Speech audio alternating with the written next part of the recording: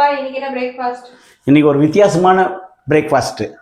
நீங்கள் வந்து ரவை உப்புமா சாப்பிட்ருப்பீங்க, சேமியா உப்புமா சாப்பிட்ருப்பீங்க, சம்பா கோதுமையில் கூட உப்புமா செய்து சாப்பிட்ருப்பீங்க. ஏன் இட்லி கூட மீந்தாக்கா இட்லி உப்புமா செய்து சாப்பிட்ருப்பீங்க. ஆனால் நாங்கள் முதல் முறையாக கப்பக்கிழங்கில் உப்புமா, இதனுடைய செய்முறை வேணும்னாக்கா கமெண்ட் பாக்ஸில் கேளுங்க, நான் சொல்கிறேன். இதை பச்சை பயிறு தோசை,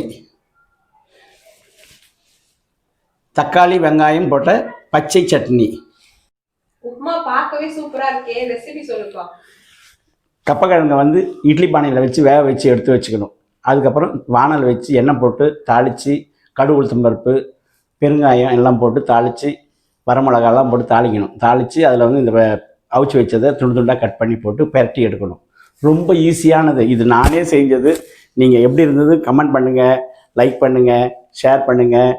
ஆரோக்கியமாக சாப்பிடுங்க, அமோகமாக வாழுங்க. நன்றி.